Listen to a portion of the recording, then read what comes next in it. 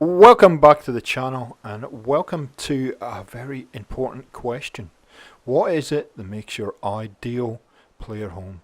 When you've been out in the Commonwealth, running around, grabbing supplies, making sure that law and order is being upheld, what is it that you require when you come back to your player home and want to relax?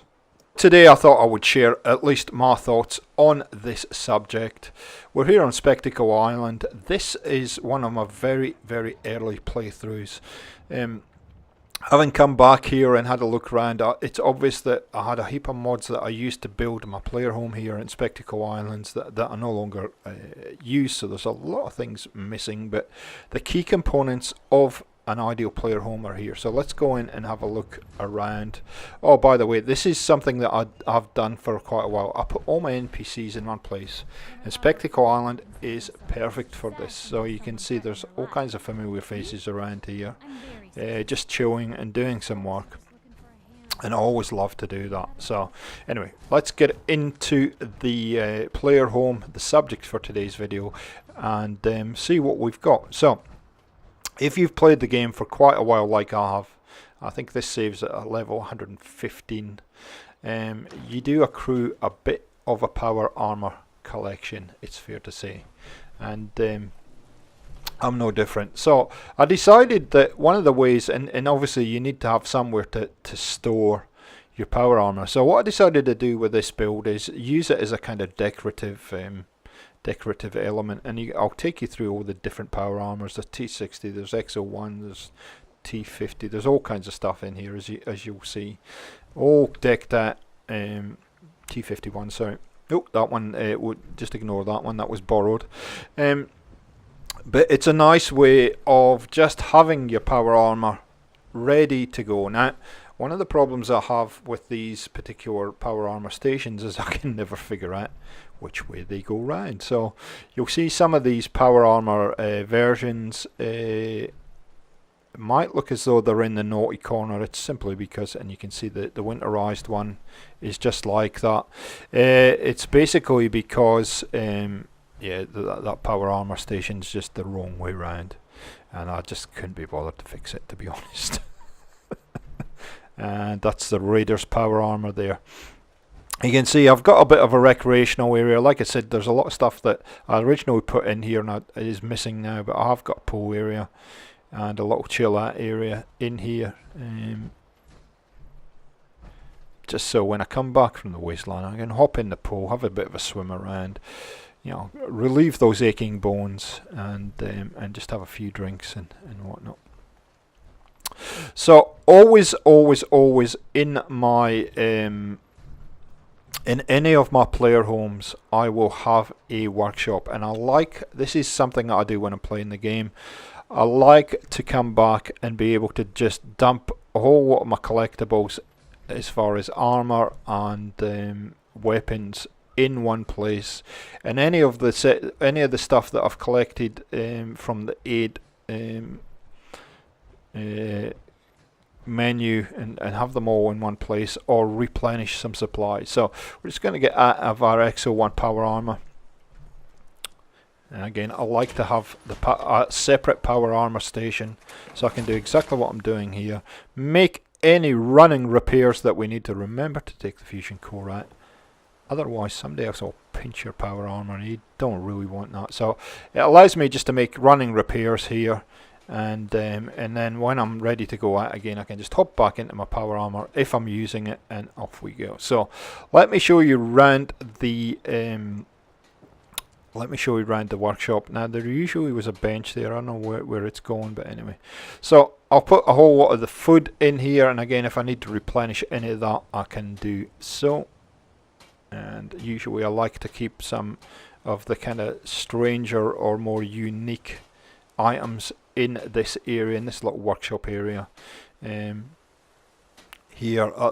After a while I always have an armor bench, and you can see I've got all my unique and legendary items in the tool chest, and this is something I do all the time. Always have a little chest that show now. I'm going to make a mistake in a minute. I'm going to put the combat shotgun in here by mistake, which is not what I wanted to do, so I'm going to have to retrieve it. But I like to have everything fairly well organized, and so the armor bench has a tool chest with all the legendary armor in it. There it is. There's combat shotgun. I'll put it back in. There we go. And across on the other side, I have a weapons workbench and another tool chest, and you can see I have a substantial amount of legendary weapons ready. So I can find what I want, swap out, change the build of the character I'm using, change the weapons as needed, and then off we go. And I know exactly where to find them. And off we go, and we're good. There obviously was a bench there. I like to have all my drugs in one place. And usually, if you've played the game for quite a while, you do start to accumulate too many of these, and it does impact on your carrying weight. So I'll put them in one place in case I need to replenish. The miscellaneous items all go in a desk. I've always used a desk for that. And then any interesting weapons that I find, I have a separate kind of area to drop them into. And this is all in a secure area, so none of the settlers are going to come in and start helping themselves to your weapons if there's an attack or something. I put all the kind of mainstream weapons into the workshop, and again we have another safe in the floor that you can put all your kind of drugs and stuff in there. So always kind of set up my workshop that way. Now as you go through the game, you will start to have, they might not be legendary uniforms, but they certainly are unique, and you can see this is the Silver Shroud. So I like to get these armor racks and make a feature at these, much the same as we've done with the power armor. So we'll go through and we'll show you a few of these that I've just kind of collected over the time, and rather than just have them stuck away in the workshop bench, this is a nicer way just to display a whole lot of things, and you can have a little bit of fun with these too. As you can see here, I've kind of mixed and matched a whole lot of stuff in here. Now it's important to have somewhere to have your collectibles, especially if you've played the game for a while. All your collectibles in one place, and you can see my my magazine. You can see that I've had a bit of fun with that one. My magazine collection is quite substantial, so I need a lot of these kind of magazine racks. So again, just made a bit of a feature out of them. Have them all organised by type, so that I know where they all are, and it just looks a little bit more pleasant. And same goes for the bobblehead collection. Now I've got one more bobblehead to collect, and I've got the whole set, but it does make a nice little display. And finally, you also have to obviously you have to have a chill out area. The jukebox is there. You can play a little bit of pool and just kick back with a few drinks if it's raining or there's a rad storm or something you have to be inside. And then finally, obviously you have to have a bathroom, but you have to have somewhere to sleep, chill out, relax, regenerate your body, and then be ready to go out back into the wasteland and tackle whatever the game throws at you. So there you go, guys. That's my ideal player home. That's the components that I have in every one of my player homes. That's how I usually have it set up. I'd love to hear from you and what you find is your ideal player home. Is it the location? Is it how you have it set up? What is it that you think is your ideal player home?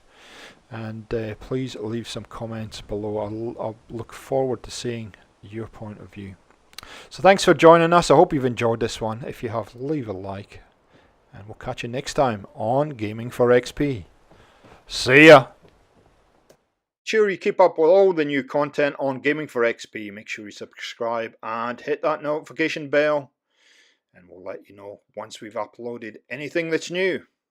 See ya!